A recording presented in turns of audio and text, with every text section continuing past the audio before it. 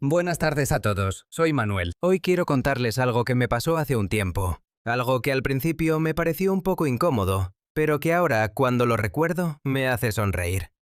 Es una de esas historias que enseñan más que cualquier libro de gramática. Y como siempre, la cuento despacio, para que puedan seguirla bien y practicar su español mientras escuchan. Todo empezó en un lunes cualquiera. Yo estaba viviendo en un país donde el español no era mi idioma nativo, pero llevaba varios meses estudiando todos los días. Sabía saludar, sabía pedir comida en un restaurante, sabía hablar del clima. Pensaba que ya tenía una base bastante buena, pero esa mañana desperté con un dolor extraño en el estómago, y me di cuenta de que había un tema completo de vocabulario que nunca había practicado. El cuerpo, la salud, los síntomas. ¿Alguna vez les pasó algo parecido?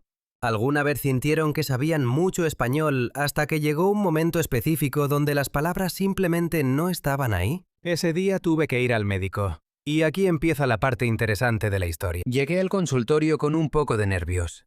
No era solo el dolor de estómago lo que me preocupaba. Era también no saber cómo explicar exactamente lo que sentía. En mi idioma esto habría sido fácil, pero en español cada palabra que necesitaba parecía escondida en algún rincón de mi memoria. La doctora me miró con una sonrisa amable y me preguntó muy tranquila: ¿qué le pasa? Y ahí mis pensamientos se congelaron por un segundo. Quería decir, me duele el estómago, pero en mi cabeza esas palabras se mezclaron con otras que había aprendido esa misma semana. Palabras completamente diferentes, sin ninguna relación con el tema. Al final, con las manos moviéndose más que mi boca, logré decir: me duele aquí, señalando la zona. La doctora entendió y con mucha paciencia empezó a hacerme preguntas simples. ¿Tiene náuseas? ¿Tiene fiebre?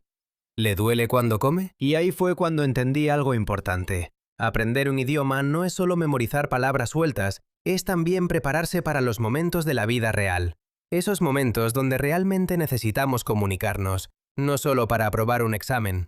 Mientras la doctora hablaba despacio para ayudarme, yo iba entendiendo cada palabra nueva y la iba guardando en mi mente como un pequeño tesoro. Fiebre, náuseas, mareo, dolor de cabeza. Cada palabra encajaba como una pieza de un rompecabezas que yo no sabía que me faltaba. Les cuento esto porque creo que muchos de ustedes que están aprendiendo español conmigo probablemente ya vivieron algo parecido. Tal vez no fue en un consultorio médico, tal vez fue en una farmacia, tal vez fue explicándole a un amigo por qué no se sentían bien. Y si les pasó, quiero que sepan algo. No están solos y no es un fracaso. Es una parte completamente normal del proceso de aprender. Después de esa visita al médico, decidí que no quería volver a sentirme así, perdido justo en el momento en que más necesitaba las palabras correctas. Empecé a prestar mucha más atención al vocabulario relacionado con el cuerpo y la salud, porque entendí que ese tema, aunque no suena tan emocionante como hablar de viajes o de comida, puede ser uno de los más importantes en la vida real. Fue en esos días cuando empecé a usar con más constancia mi app, Carmilo Fox, que yo mismo creé pensando en momentos exactamente así. La usé para repasar palabras relacionadas con el cuerpo y los síntomas, con una imagen para cada palabra para que quedaran mejor en la memoria, y con frases de ejemplo que me ayudaban a entender cómo usarlas en una conversación real, no solo a memorizarlas de forma aislada. Practicar así, con contexto y con repetición espaciada, me ayudó a que la próxima vez que necesitara explicar cómo me sentía, las palabras ya estuvieran ahí, listas, sin que tuviera que buscarlas con desesperación. Volviendo a la historia, después de esa conversación un poco torpe pero sincera, la doctora me recetó algo simple, me explicó cómo tomarlo, y antes de irme me dijo algo que nunca olvidé. No se preocupe, cada vez que uno explica cómo se siente, va aprendiendo más palabras. Así es como se aprende de verdad. Salí de ahí con el estómago todavía un poco molesto, pero con una sensación distinta en la cabeza. Sentía que había cruzado una barrera pequeña pero significativa. Ya no le tenía tanto miedo a esas conversaciones difíciles, esas donde uno no puede prepararse con anticipación. Esas donde hay que improvisar con las palabras que uno tiene, aunque no sean muchas. Con el paso de las semanas empecé a notar algo curioso. Cada vez que sentía algún malestar pequeño, un dolor de cabeza, un poco de cansancio, una molestia en la garganta, aprovechaba para practicar mentalmente cómo lo diría en español. Convertí algo incómodo en un ejercicio de aprendizaje. Y poco a poco, ese vocabulario que antes me parecía lejano, se volvió parte natural de mi forma de hablar. Recuerdo otra situación, unos días después de aquella primera visita al médico. Estaba en la fila de una farmacia esperando mi turno, y la persona delante de mí, una señora mayor, Empezó a explicarle al farmacéutico que se sentía mareada y que le dolía la espalda desde hacía varios días. Yo escuchaba en silencio, y me di cuenta de que entendía casi todo lo que ella decía. Antes de esa semana, probablemente solo habría entendido la mitad. Fue un momento pequeño, pero para mí fue una prueba real de que estaba avanzando, y esa sensación de progreso es algo que quiero que ustedes también sientan en su propio camino. Ese tipo de momentos son los que más me gustan compartir, porque no son historias de un salón de clases, son historias de la vida diaria, donde el idioma realmente se pone a prueba. Escuchar a otras personas hablar de sus síntomas, de cómo se sienten, de lo que les preocupa, me ayudó a entender que el vocabulario de la salud aparece mucho más seguido de lo que uno imagina, incluso cuando uno mismo no está enfermo. ¿Ustedes practican así, buscando oportunidades dentro de la vida diaria? Cuéntenme en los comentarios si alguna vez tuvieron que explicar un síntoma o un malestar en español y cómo se sintieron en ese momento. Me encantaría leer sus historias porque cada experiencia es diferente y todos podemos aprender de las experiencias de los demás. Unas semanas después, tuve otra oportunidad de poner en práctica lo aprendido. Un amigo local se sentía mal durante una reunión y en lugar de quedarme callado como me habría pasado antes, pude preguntarle con tranquilidad: ¿te duele algo? ¿Tienes fiebre? ¿Quieres que te acompañe a un médico? Él se sorprendió un poco porque sabía que yo todavía estaba aprendiendo, pero pude ayudarlo a sentirse más cómodo simplemente porque esta vez las palabras ya estaban preparadas dentro de mí. Ese momento significó mucho para mí. No fue solo una cuestión de vocabulario, fue una cuestión de conexión humana.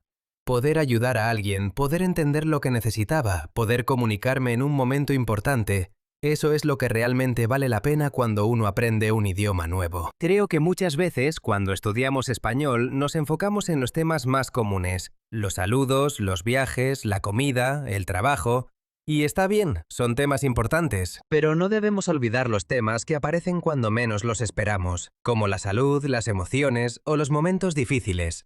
Esos son justamente los momentos donde más necesitamos las palabras correctas. Por eso, cuando practico vocabulario nuevo en Carmilo Fox, trato de no dejar de lado los temas menos bonitos, como los síntomas o las molestias del cuerpo, porque sé que tarde o temprano voy a necesitarlos, ya sea para mí mismo o para ayudar a otra persona. Volviendo a mi historia, después de esa experiencia con mi amigo, sentí que había avanzado muchísimo desde aquel primer día en el consultorio médico, nervioso, señalando mi estómago sin saber qué decir. Y eso me hizo pensar en algo que quiero compartir con ustedes. Aprender un idioma no es un camino recto ni perfecto, es un camino lleno de momentos incómodos que, poco a poco, se transforman en momentos de confianza. Si en este momento están aprendiendo español y sienten que hay temas donde todavía les faltan palabras, no se preocupen. Es completamente normal. Lo importante es seguir practicando, seguir escuchando historias como esta y aprovechar cada oportunidad, por pequeña que sea, para usar el idioma en situaciones reales. Quiero preguntarles algo antes de terminar. ¿Cuál es el tema de vocabulario que más les cuesta a ustedes?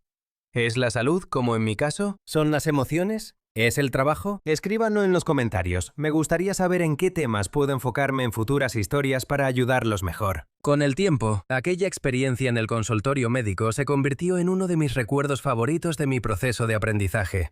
No porque haya sido cómoda, sino porque me enseñó algo que ningún libro me había enseñado: que equivocarse, dudar, buscar las palabras con esfuerzo, todo eso forma parte del camino, y no hay nada de qué avergonzarse. Hoy, cuando alguien me pregunta cómo me siento, puedo responder con tranquilidad, explicando exactamente lo que necesito.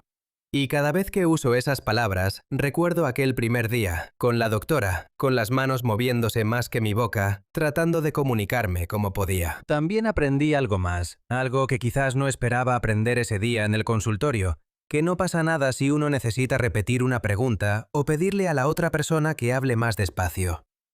La doctora nunca se mostró impaciente conmigo, y eso me enseñó que la mayoría de las personas, cuando ven que uno está haciendo un esfuerzo genuino por comunicarse, responden con paciencia y buena voluntad.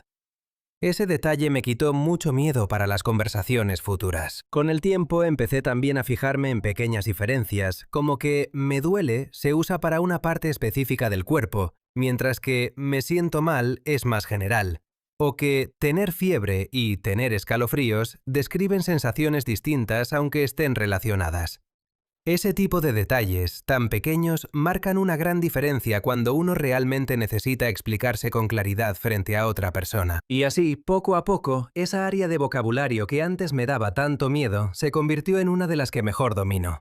No porque memoricé una lista larga de palabras de una sola vez, sino porque las fui aprendiendo con calma, relacionándolas con experiencias reales, con historias, con momentos que de verdad viví. Y creo que así es como el español, o cualquier idioma, se queda de verdad en la memoria. Antes de despedirme, quiero recordarles que si les gustaría seguir practicando vocabulario de una forma visual y con ejemplos reales, como los que mencioné hoy, pueden encontrar los enlaces de mi app en la descripción del vídeo para verla con calma cuando quieran. Espero que esta historia les haya servido no solo para practicar español, sino también para recordar que cada error, cada palabra olvidada, cada momento de nervios, es en realidad un paso más cerca de hablar con más confianza. Si esta historia les gustó, me encantaría que la compartieran con alguien que también esté aprendiendo español. Y si quieren seguir escuchando historias como esta, ya saben que aquí siempre habrá una nueva experiencia para aprender juntos. Gracias por acompañarme hoy, por escuchar hasta el final y por seguir practicando cada día un poquito más. Nos vemos en la próxima historia. Que tengan una muy buena tarde.